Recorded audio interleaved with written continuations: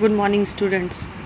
This is geography class of class standard 7, and this is your first chapter, components of the nature. What is environment? So first of all, I have already taken your in earlier class I have already explained what is environment and what are the components of the environment, but once again I revise it. One recap for the previous session. What is environment? Environment literally means the surrounding or condition under which a person or a thing exists and develop his, her और it's characteristics मतलब उसका जो nature है, जिस तरह का वो है, वो उस नेचर में जिस तरह से जिन चीज़ों से इंटरेक्ट करता है उसको हम एनवायरनमेंट कहते हैं. जैसे कि मान लीजिए पंजाब में गेहूँ और चावल उगता है तो वहाँ के लोग उसी तरह से पलते बढ़ते हैं ना, वही उन्हीं चीज़ों से पके हुए खाने खाते हैं, उसी तरह का कपड़े पहनते हैं, उसी तरह का उनका रहन सहन है. जबकि तमिलनाडु में नारियल होता है, वहाँ पे राइस होता है, तो वहाँ के लोग उसी तरह के एनवायरनमेंट में रहते हैं. अब देखिए पंजाब में गर्म एनवायरनमेंट है ना, गर्म तरीक़े का क्लाइमेट है और क्लाइमेट के हिसाब से वहाँ के हर चीज़ें जो है तमिलनाडु से डिफ़र करती है, क्योंकि वहाँ मॉडरेट क्लाइमेट है. मॉडरेट मीन्स ना बहुत ज़्यादा गर्मी पड़ती है सालों भर और ना बहुत ज़्यादा ठंडा पड़ती है. तो इस तरह से आप समझ सकते हैं कि कैरेक्टरिस्टिक्स का मतलब क्या हो गया. Now here with a picture I try to make you understand that what is the environment with which a person interact, that all those things comprises in the environment, or altogether it makes the environment. Like man needs communication, land, air, water, trees, roads, housing facilities, transport, etc., and all those are the environment of the for the man. इसमें कोई problem है? आपको कुछ पूछना है? Housing facility means आपको एक घर बनाने के लिए जिन चीज़ों की भी आवश्यकता है और जो रिक्वायरमेंट है, जैसे कि ईंट बनाने वाले लोग मेजन्स है ना, वो सब आपके लिए इन्वायरमेंट बनाता है. और वो घर बनाने से किस तरह का आउटलुक बनता है, नाले बनेंगे और भी बहुत सारी चीज़ें होंगी वो जो आपके जीवन का पार्ट बन जाएंगी. माने आपके लाइवलीहुड में जिन जिन चीज़ों से आपको इंटरेक्ट करना पड़ेगा, अब उस घर को बनाने के लिए आपको उससे नेबरहुड आपका तैयार हो जाता है, पड़ोसी तैयार हो जाएंगे, आपके फ्रेंड्स तैयार हो जाएंगे, घर से अन्य घरों से नाला निकलेगा, उससे आपको एडजस्ट करना है. आपको मेजर्स की ज़रूरत पड़ेगी, मैंने उस घर को बनाने के लिए प्लम्बर चाहिए है ना, उसके बाद आपको गैस सिलेंडर लाने के लिए लोग चाहिए, उसको आपको बार्बर चाहिए है ना, घर बनाने के लिए ईंट चाहिए, ईंट बनाने वाला. तो ये एक ट्रांसपोर्ट लो चाहे एक हाउसिंग फैसिलिटी, उसमें इन्वॉल्व हर व्यक्ति या हर चीज़ आपके एनवायरनमेंट का एक पार्ट होगी. तो वो हर चीज़ जिससे कभी ना कभी आपका सामना हुआ है या आप उसके साथ ही रहते हैं, वो सब चीज़ आपको आपके लिए एक एनवायरनमेंट बनाती है. इसको सिंपल लैंग्वेज में कैसे बोलेंगे? This is the most simplest definition of the environment. That environment literally means the surrounding. The simple meaning, environment means the surrounding or the condition of a man, surrounding of a man or a person or anything.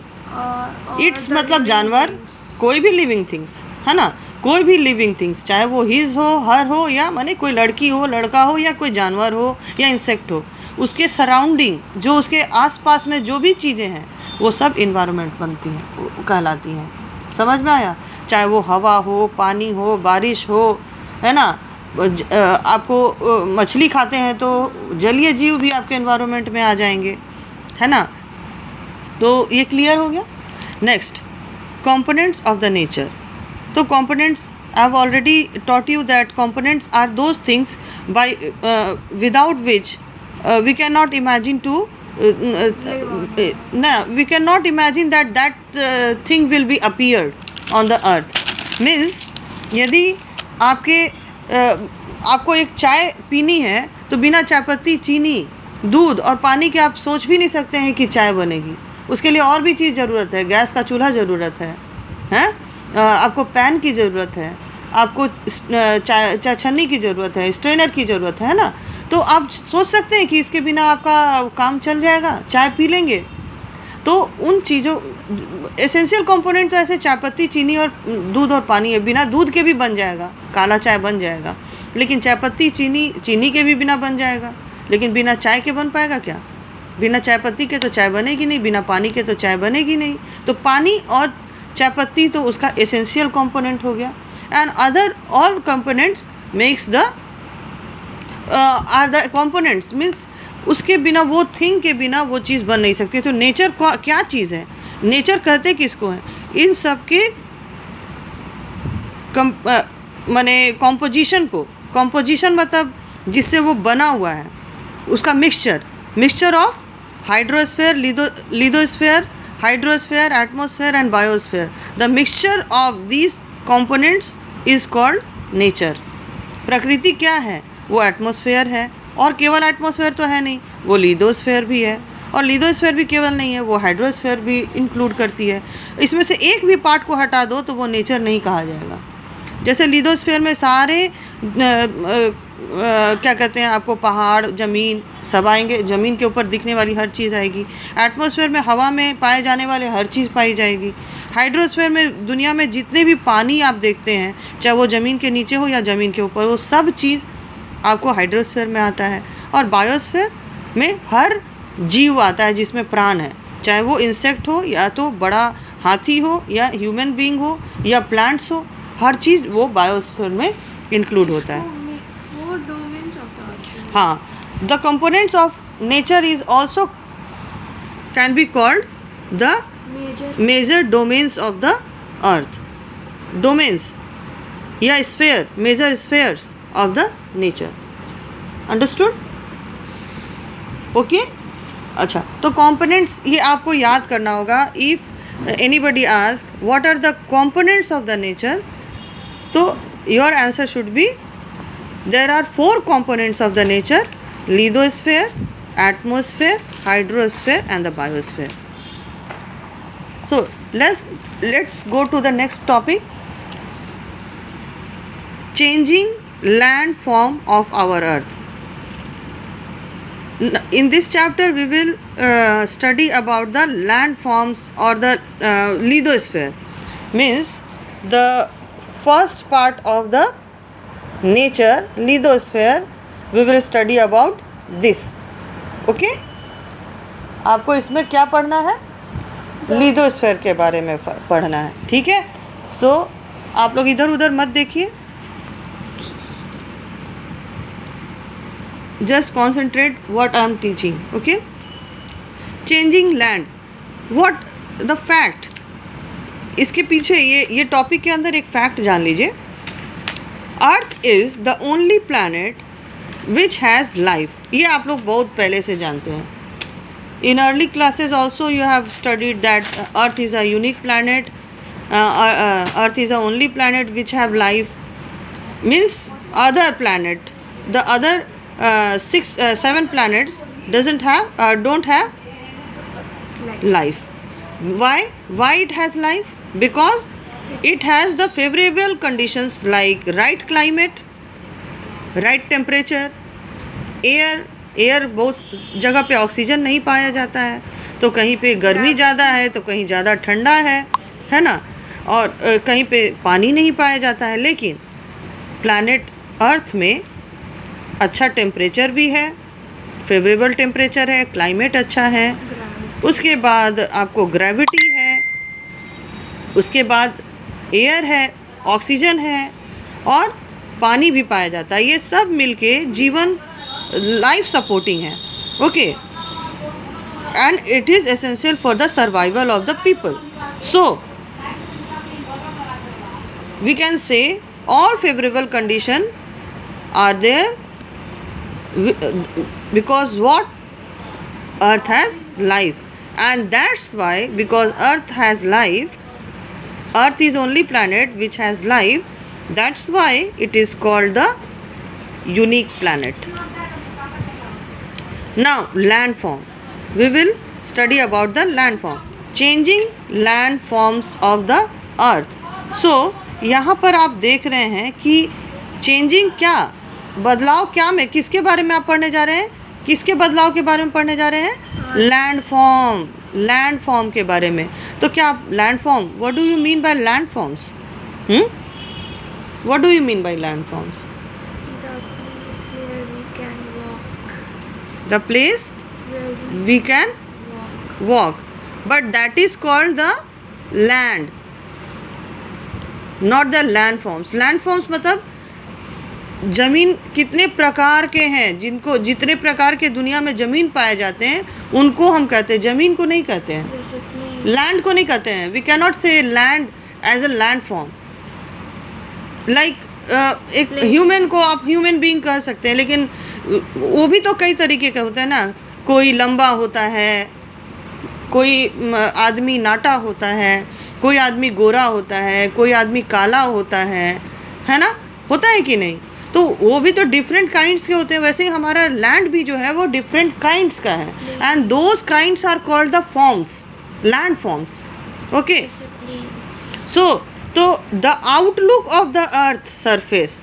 Earth surface का मतलब जो ऊपर हम जो land देखते हैं, जो ऊपरी हिस्सा हम अपने आँख से देखते हैं ज़मीन का, the outlook, that is called the land form. आप देखो, कभी आप कश्मीर जाओगे तो क्या दिखेगा? पहाड़ दिखेगा. और जब आप खेत में जाओगे तो बहुत दूर तक आपको प्लेन ज़मीन दिखेगी, है ना. और झारखंड में जाओगे तो आपको छोटे छोटे प्लेटोस टाइप का, माने बहुत हाई पीक वाले या हाई पीक वाले माउंटेन नहीं मिलेंगे आपको. वहाँ पे फ्लैट टाइप के माउंटेन मिलेंगे, टेबल्ड लैंड. और डेजर्ट में जाओगे, राजस्थान में जाते हो, हाँ, तो वहाँ पे तुमको बालू ही बालू मिलेगा. तो क्या सब लैंड एक समान दिखते हैं? नहीं दिखते हैं ना. तो if we can see the difference in the land, those all outlooks are the different landforms of the earth. Is it clear? Say yes. Yes. Okay. How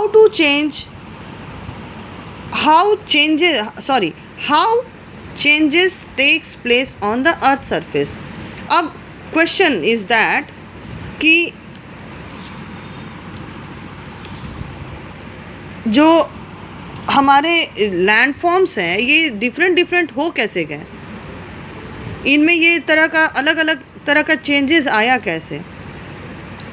तो we know that there are many phenomena inside the earth happens each and every second.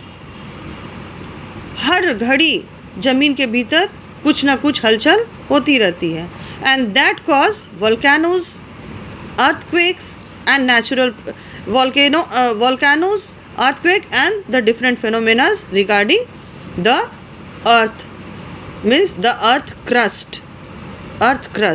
We will discuss later the earth crust, the term earth crust. Now volcano से आप देखते हैं कि लावा निकलता है और पहाड़ बन गया. वोल्केनो निकलते निकलते वहाँ पे पहाड़ बन जाता है, और वो लावा जहाँ बहता है वहाँ इग्नियस रॉक्स तैयार हो जाते हैं, और वहाँ से फिर रॉक साइकिल शुरू होता है, और रॉक साइकिल से फिर डिफरेंट काइंड्स के सॉइल तैयार हो जाते हैं.